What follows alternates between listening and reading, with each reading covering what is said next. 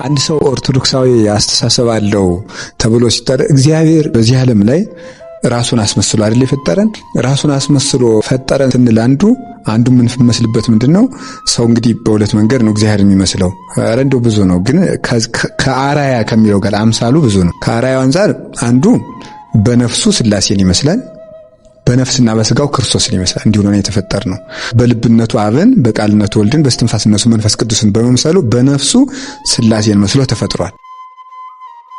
ነፍስና ስጋው ደግሞ አንድ ሰው ናቸው።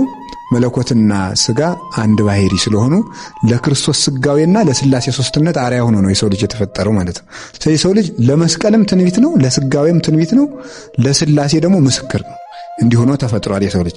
ስለዚህ ምንድነው ሰው እግዚአብሔርን ይመስላል ሲባል እንደ አብ ሐሳቢ ልብ፣ ወልድና መንፈስ ቅዱስን በአብ ያስባሉ።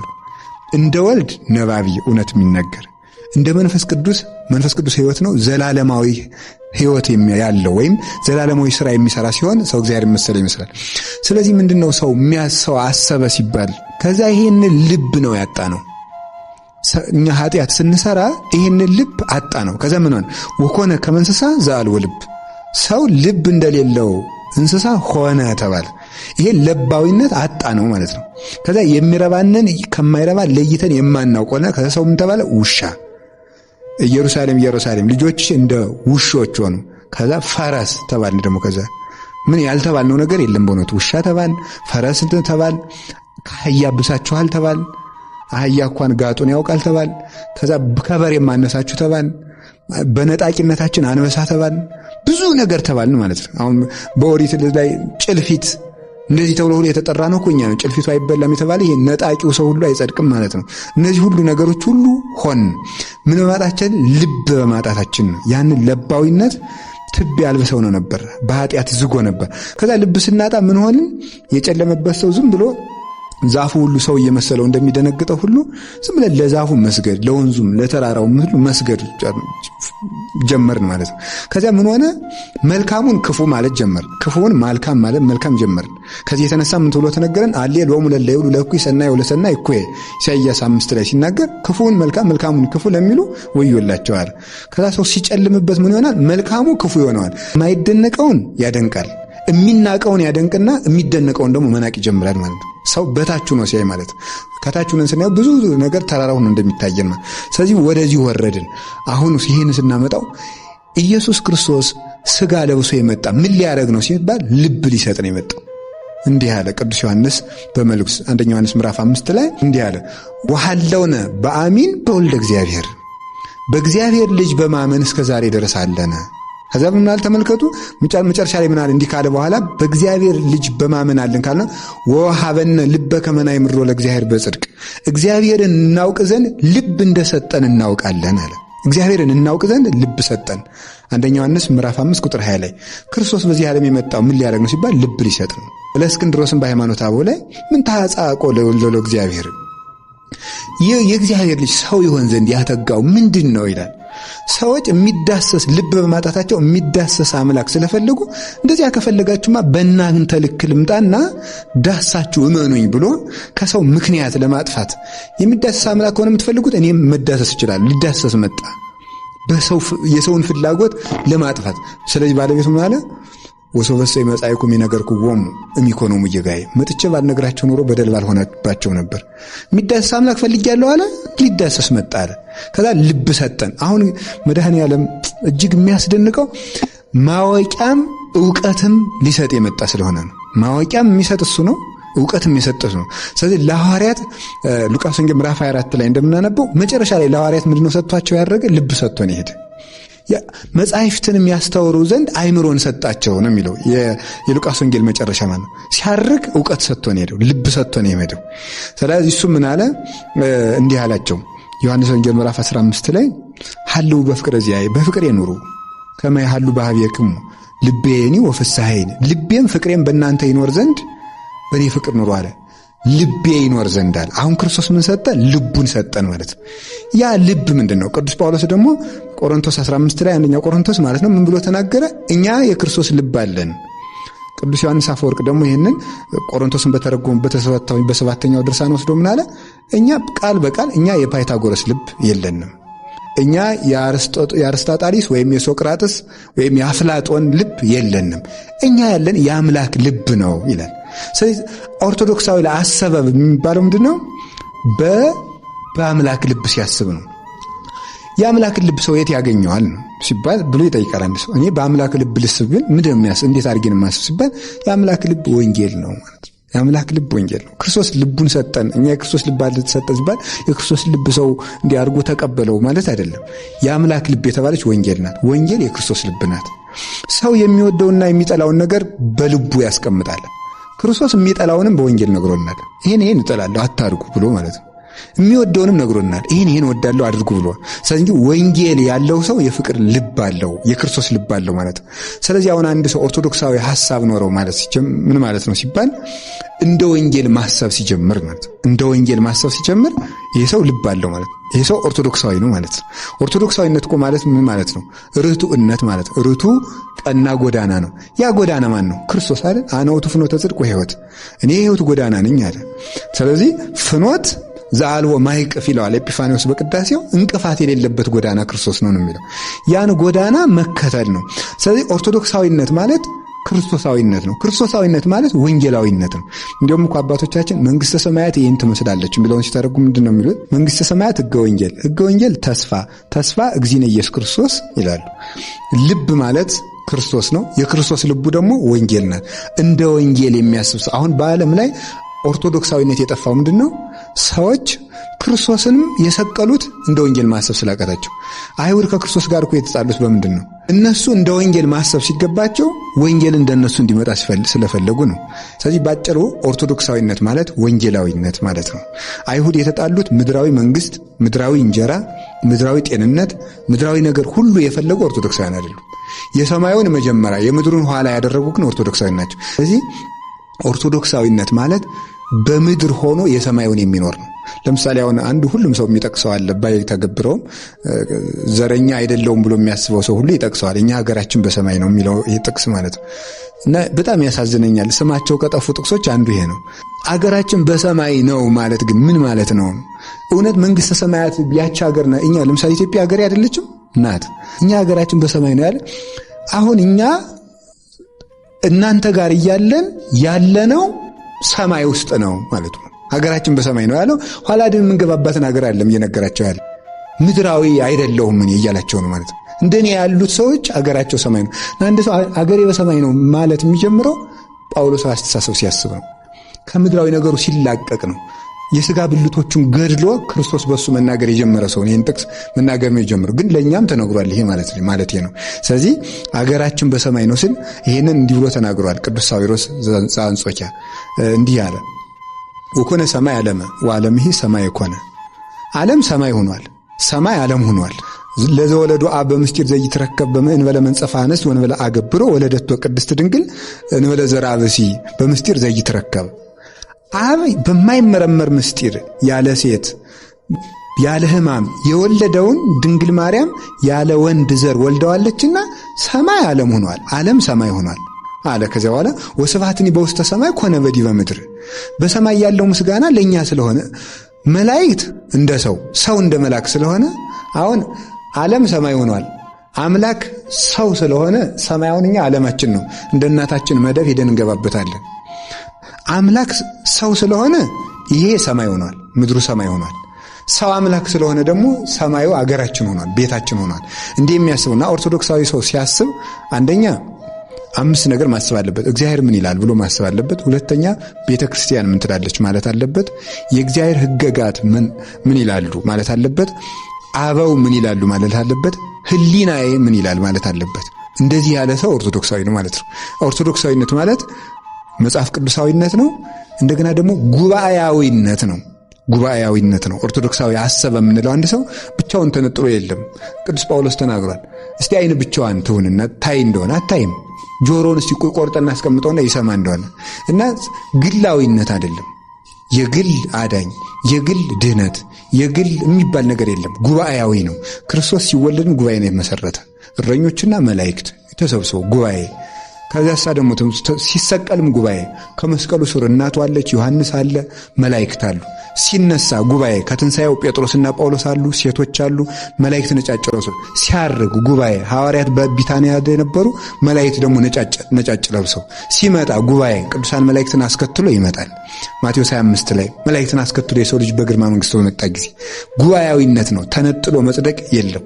ስለዚህ በጉባኤ ማመን፣ በጉባኤ ነቢያት፣ በጉባኤ መላእክት፣ በጉባኤ ሐዋርያት፣ በቅዱሳንና ሰንሰለታዊነት ነው ኦርቶዶክሳዊነት። ይሄን ማሰብ ነው ሲኖዲቆናዊነት፣ ሲኖዶሳዊነት፣ የጉባኤ መንፈስ ቅዱስ ህብረታዊነት እና ኦርቶዶክሳዊነት የሚባለው ይሄንን ሁሉ ነው እና እንደ ሥጋው ደሙ ሲያስብ የክርስቶስን ሥጋና ደም ልብ አድርጎ ሲያስብ ሲቀበል፣ ወንጌልን ልብ አድርጎ ሲያስብ፣ መንፈስ ቅዱስን ልብ አድርጎ ሲያስብ ቅዳሴ ላይ ሀበነ ንህበር በዘዚያ ከመንፈስ ቅዱስ በአንተ ህልው ሁሉ ባለ በመንፈስ ቅዱስ አንድ መሆንን ስጠን ተብሎ እንደተናገረ ያመኑትም አንድ ልብ ነበራቸው ተብሎ የተነገረው ከዚህ ነው።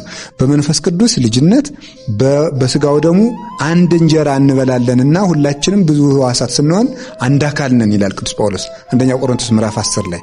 ስለዚህ ያመኑት አንድ ልብ ያላቸው በምንድን ነው ሲባል በአንድ ሃይማኖት፣ በአንዲት ጥምቀት፣ በአንድ ቁርባን፣ በአንድ ወንጌል፣ በአንዲት ጉባኤ ነው። እንዲያስበ ሰው ኦርቶዶክሳዊ ነው እንላለን። ሃይማኖት የማይሻሻለው እግዚአብሔር ስለማይሻሻል፣ ሃይማኖት የማይለወጠው እግዚአብሔር ስለማይለወጥ፣ እግዚአብሔር ሕያው ስለሆነ ሃይማኖት ሕያው ነው። የሚያምን ሰው ሲገደል ሃይማኖት የማይገደለው ለዚህ። ሌላ ጊዜ ቆይቶ አማኝ ጠፍቶ ሙቶ ካለቀ በኋላ የሆነ ሰው በፀሐይም በጨረቃ በከዋክብትም ተመራምሮ እግዚአብሔርን የሚያገኘው ሃይማኖት ያለና የነበረ ስለሚኖር። ሃይማኖትና እምነት የሚለውን ጉዳይ አሁን በተለይ ሳያስቡት በስልጣኔ ሰበብና መጽሐፍ ቅዱስን በግል ወደ መረዳት የተሸጋገሩት ምዕራባውያን ጭምር አሁን በጣም ይቸገሩበታል። የምዕራቡ አብያተ ክርስቲያናት እስካሁን ድረስ በዚህ ጉዳይ ላይ ይጨቃጨቃሉ።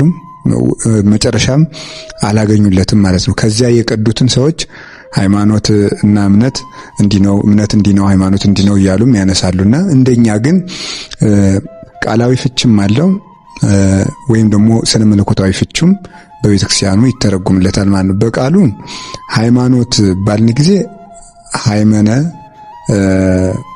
ከሚል ቃል ነው የሚወጣው፣ ከግዕዝ ቃል ሃይማኖት ማመን፣ መታመን የሚል ትርጉም ይኖረዋል ማለት ነው። አምነ ሃይማኖት አመነ ነው።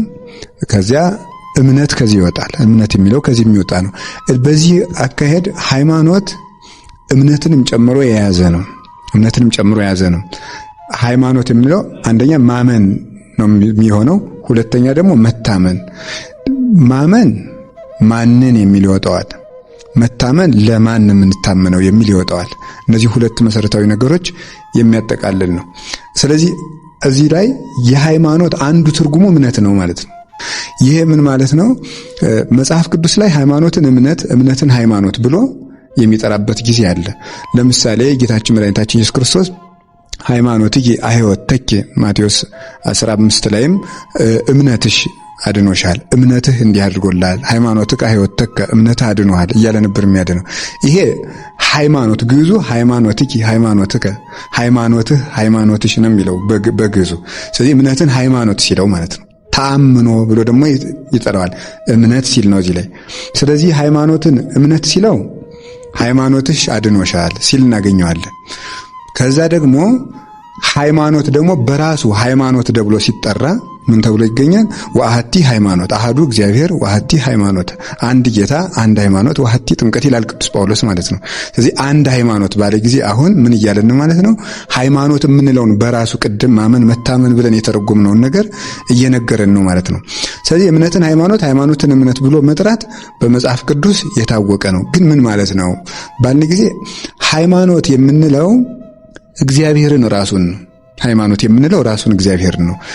በመጽሐፍ ምእመን እግዚአብሔር የታመነ ነው፣ እግዚአብሔር ታማኝ ነው ተብሎ ቅዱስ ዳዊትም ተናግሮታል። ሌሎችም ነቢያት ሁሉ ጻድቅ እግዚአብሔር፣ ምእመን እግዚአብሔር እውነት ነው ብሎ እየተናገሩት ሁሉ ይህ ሃይማኖት ነው።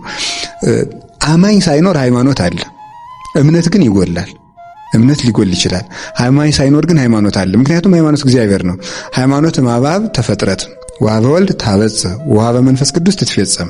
ሃይማኖት ምንድነው ትለኝ እንደሆነ ሃይማኖት አብን ወላዲ በማለት ትጀመራለች፣ ወደ ወልድ ወላዲነት ታደርሳለች፣ በመንፈስ ቅዱስ ሰራጺነት ትፈጸማለች ብሎ ነው የሚናገረው ማለት ነው። ስለዚህ ሃይማኖት ማለት ምን ማለት ነው ብሎ ቢጠይቅ አንድ ሰው የአብ ወላዲነት የወልድ ተወላዲነት፣ የመንፈስ ቅዱስ ሰራጺነት ወይም የአብ የመንፈስ ቅዱስ የወልድ ፈቃድ፣ የወልድ ስግው መሆን ወይም ደግሞ ሰው መሆን እሱ ሃይማኖት ነው ማለት ነው።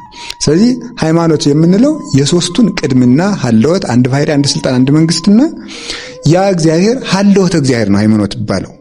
ለዚህ ዓለም ሰራይ መጋቢ አለው። ስራ ካለ ሰሪ እንዳለ ሁሉ ፍጥረት ካለ ፈጣሪ አለ ብሎ ስለዚህ ምን ይሆናል? ራሱ እግዚአብሔር ሃይማኖት ነው። ምክንያቱም የሚያምን ቢጠፋ እግዚአብሔር ራሱን አይክድምና ብሎ ተናግሯል። ራሱ እኛ ባናምነው እንኳን በራሱ የታመነ ሆኖ ይኖራል ይላል ቅዱስ ጳውሎስ። እግዚአብሔር ሃይማኖት ነው። እንዲያውም አንዳንድ ጊዜ እንዲህ ተብሎ ሁሉ ይነሳል። ሃይማኖት በመላእክት ዓለም ተጀመረ የሚል ሐሳብ ነው እሰማለሁ። ይህ ልክ አይደለም። ሃይማኖት ለመላእክት ተገለጠ ነው እንጂ ተጀመረ አይባልም። እግዚአብሔር ነው ሃይማኖት። እግዚአብሔር ሃይማኖት ነው። እንደውም በድርሰቱ በቅዱሳት መጻሕፍት እግዚአብሔር ታማኝ ነው፣ እግዚአብሔር ምዕመን ነው ተብሎ ተነግሯል አልኩኝ። በድርሰቶቻችን ለምሳሌ መልካ ኢየሱስ ብለን በምናመሰግነው ድርሰት ላይ ለሕፅንከ ብለን ሰላም ለሕፅንከ ምርፋቀ በረከት ወሳይል ዘአስመከ ወጥቶ ለዘዲዮስ ድንግል ኢየሱስ ክርስቶስ ሃይማኖቴ ወንጌል ብለን እንጠራዋለን። ክርስቶስ ሃይማኖት ተብሎ ነው የሚጠራው፣ ሃይማኖት ነው። ስለዚህ ሃይማኖት ተገለጠ እንጂ አልተጀመረም። ያ ታምኖ አማኝ ሳይኖር እግዚአብሔር ስቡህ ነው እንደምንለው አመስጋይ ሳይኖር እምቅድመ ይፍጠር መላእክት ለቅዳሴ ተጸራ ስብሐተ አብ ወወልድ ወመንፈስ ቅዱስ መላእክትን ለምስጋና ሳይፈጥር የአብ የወልድ መንፈስ ቅዱስ ምስጋና አልተጓደለም እንደሆነ የሚያምን ሳይፈጠር እግዚአብሔር ታማኝ ሆኖ ነበረ። ከዚያ ደግሞ እግዚአብሔር ራሱን ለፍጥረት የገለጠበት ያ የመገለጥ መንገድ ደግሞ ሃይማኖት ተባለ ደግሞ ማለት ነው። ያ መገለጡ ደግሞ በራሱ ሃይማኖት ተባለ። ስለዚህ አንደኛው እግዚአብሔር ሃይማኖት ነው። ሁለተኛ ሃይማኖት የማይሻሻለው እግዚአብሔር ስለማይሻሻል ነው። ሃይማኖት የማይለወጠው እግዚአብሔር ስለማይለወጥ ነው። እግዚአብሔር ሕያው ስለሆነ ሃይማኖት ሕያው ነው። የሚያምን ሰው ሲገደል ሃይማኖት የማይገደለው ለዚህ ነው። ሌላ ጊዜ ቆይቶ አማኝ ጠፍቶ ሙቶ ካለቀ በኋላ የሆነ ሰው በፀሐይም በጨረቃ በከዋክብትም ተመራምሮ እግዚአብሔርን የሚያገኘው ሃይማኖት ያለና የነበረ ስለሚኖር ነው። ስለዚህ እግዚአብሔር ለሙሴ ሲነግረው እኔ ያለውና የነበርኩ ነኝ ሲለው ያ ነው ሃይማኖት ማለት። ያ ያለውና የነበረው እግዚአብሔር ሃይማኖት ነው። ከዛ ወደ እምነት ስናመጣው ሁለት ትርጉም ይኖረዋል። በዚህ ባለው እግዚአብሔር የዚህ ያለውን እግዚአብሔር አንደኛ መኖሩን፣ ሁለተኛ ሙሉ ባህሪውን ለፍጥረት የገለጠውን እግዚአብሔር ባህሪ ያለው ግብረ ባህሪ ያለው ባህሪውን ራሱ ብቻ ነው የሚያውቀው። አልወ ዘያእምሮ ለአብ ዘየንበለ ወልድ ባይቲቱ ወአልወ ዘያእምሮ ለወልድ ዘየንበለ አብ ባይቲቱ ወለዘፈቀደ ወልድ ይከስት ሎቱ ማቴዎስ ወንጌል ምዕራፍ 11 ላይ ባለቤቱ እንደነገረን አብን የሚያውቀው ወልድ ነው፣ ወልድን የሚያውቀው አብ ነው ብሎ ተናግሯል። ባህሪውን አናውቅም፣ ግብረ ባህሪውን ግን እናውቃለን። እግዚአብሔር ሁሉን ቻይ ነው፣ እግዚአብሔር አዋቂ ነው። ግን እግዚአብሔር አዋቂ ነው ስንል እግዚአብሔር አዋቂ ብቻ አይደለም፣ ደካማ ቃል ነው። ከአዋቂነትም በላይ ነው እግዚአብሔር ማለት ነው። ከዚህ በላይኛ ስለማናውቅ በእኛ ቃል የተገለጠ ነው። ስለዚህ ምን እንላለን? እግዚአብሔር አዋቂ ነው ብለን ዝም ብለን። እግዚአብሔር ንጉሥ ነው። እግዚአብሔር ንጉሥ ብቻ ነው? ንጉሥ ብቻ አይደለም። እኛ የምናውቀው የመጨረሻ የክብር ቃል ይሄን ስለሆነ በዚህ መጠን ግብረ ባህሪውን ገልጦልናል። ስለዚህ እግዚአብሔርን ግብረ ባህሪውን እናምነዋለን፣ ባህሪውን እናምነዋለን፣ መኖሩን እናምነዋለን፣ ከሃሊነቱን እናምነዋለን። ይሄ ሃይማኖት ነው። ከዚህ በኋላ በዚህ ከሃሊነት መወከል እምነት ይባላል። ተአምኖ መታመን የሚባለው እምነት የሚባለው በዚህ እምነት በዚህ ከሃሊነት ላይ ትተማመንበታለህ ወይ ትመካበታለህ ወይ? ይህች ናት እምነት የምትባለው። ቅዱስ ዳዊት ይህን ገልጦታል። መዝሙር 107 ቁጥር 11 ላይ እንዲሁ ይለናል፣ በሰው መታመን ከንቱ ነው ይላል። በሰው መታመን ይሄ ነው እምነት ያለው። በሰው መተማመን፣ መመካት፣ መወከል ማለት ነው። አማርኛው መጽሐፍ ቅዱስ የሰው ማዳን ከንቱ ነው ይላል። ምንም አይጣለም፣ ችግር የለውም። ስለዚህ በሰው መታመን ከንቱ ይላል። በእግዚአብሔር ንገብር ኃይለ ወውቱ ያሐስሮም ለለ ይሳቅዩነ፣ እሱም የሚያሰቃዩንን ጠላቶቻችንን ያዋርዳቸዋል ብሎ ይናገራል። ስለዚህ ላይ መታመን፣ በሰው መታመን ያለው በሰው ማመን እምነት ናት። ስለዚህ መታመን ማለት እምነት ማለት በእግዚአብሔር ካሊነት ላይ መቆም ነው። እግዚአብሔር መጋቢ መሆኑን መቀበል ሃይማኖት ይባላል። በመጋቢነቱ መተማመን እምነት ይባላል። ለዚህ ነው ጌታ ሐዋርያትን እናንተ እምነት የጎደላችሁ ያላቸው። እምነት የጎደላችሁ የሚለው ሐዋርያት ሃይማኖቱን ያውቃሉ፣ ክርስቶስ የአብ ባህሪ ልጅ እንደሆነ ያውቃሉ። ችግር የጎደለ ምንድነው? በዚያ ተማምኖ ወደ ተግባር ማውረዱ ነው። አሁን ለምሳሌ እምነት ጎደለው ስንል አንድ ሰው እግዚአብሔር ዘንዶን እንደፈጠረ ችግር የለበትም፣ ያውቀዋል። ዘንዶ ሲመጣ እግዚአብሔር ዘንዶውን እንደሚዘጋለት ያ መታመን ያች ናት እምነት የምትባለው ማለት። በዚያች መወከሉ አሁን ከሰው ላይ እምነት ጎደለ የሚባለው ይሄ ነው። በእግዚአብሔር መተማመን እግዚአብሔርን እሳት እንደፈጠረ ማንም ሰው ችግር የለበትም ከማያምኑት ውጭ ማለት ነው። እሳት እንደፈጠረ ሁሉም ሰው ይቀበላል። እሳቱ ውስጥ ሲሆን ግን እግዚአብሔር እሳቱን ሊያጠፋልኛል ብሎ መቀበል ባይምሮ ይሄ ድክመት ነው የሚያጥረው ማለት ነው። እና ሃይማኖት ዕውቀት ብቻ ሆነ የሚባለው ከዚህ የተነሳ ነው። እና ሃይማኖት የምንለው አንደኛ እግዚአብሔር ነው። ሁለተኛ እግዚአብሔር ለሰው ልጆች ራሱን የገለጠበት መንገድ በብሉይ ኪዳን በልዩ ልዩ መንገድ ራሱ ሲገልጥ ቆይቷል። ኋላ በስጋ የተገለጠው መገለጥ ይሄ ሃይማኖት ይባላል። እምነት ደግሞ የምንለው በሱ መታመንን ነው። አንድ ቤተክርስቲያን አባት እንዲህ ብሎ ተናግሯል። በዚህ ሊጨርስ እግዚአብሔርን ማመን ማለት እግዚአብሔር ማየት ነው ይላል። እግዚአብሔርን ማየት ማለት ደግሞ እግዚአብሔርን መፍራት ማለት ነው። እግዚአብሔርን መፍራት ማለት ደግሞ ራስን መግዛት ማለት ነው። ራስን መግዛት ማለት ደግሞ መታገስ ማለት ነው። መታገስ ማለት ተስፋ ማለት ነው። ተስፋ ማለት ፍቅር ማለት ማሸነፍ ማለት ነው። ምን ማለት ነው? እግዚአብሔርን ማመን ማለት እግዚአብሔርን ማየት ማለት ነው። ይኸው ሃይማኖት ሲሆን ማለት ነው። ለምሳሌ አሁን አንድ ሰው ኃጢአት የሚሰራው እግዚአብሔርን ስለማያምን ነው ማለት እንችላለን። ምን ማለት ነው? እግዚአብሔር አንድም ሶስትም ነው የሚለው ሃይማኖት አይደለም የጎደለው ምንድን ነው? እግዚአብሔር ፊት ለፊቱ እያየው እንደሆነ ይሄ የእምነት ችግር ነው ማለት ነው። ያንን ይረሳዋል። ሃይማኖቱን ረሳው ማለት ነው። እዚህ ላይ አሁን የሆነ ሰው እዚህ ላይ ቁጭ አድርጎ የሚሰርቅ ሰው የለም። እግዚአብሔርን ፊት ለፊቱ እንዳለ ያቺ እምነት ጎለዋለች ማለት ነው። የምታምነው ከሆነ ታየዋለህ። ሁልጊዜም መከራም ውስጥ ያየዋል፣ ደስታውም። ስለዚህ ደስታውም ያለቅጥ መከራውም ያለቅጥ እንዳይሆን እግዚአብሔርን የሚያይ ሰው እምነት አለው ይባላልና መዋቅርና ሃይማኖት ነጥሎ የሚታዩ ናቸው። ይሄ ከዚህ ውስጥ አንዳንድ ህዋስ ይታያል እንጂ ሃይማኖት እግዚአብሔርና እግዚአብሔር ለሰው ልጅ ያደረገው መገለጥ ነው። እምነት ደግሞ ለሱ መታመንና በሱ መታመን ናቸው።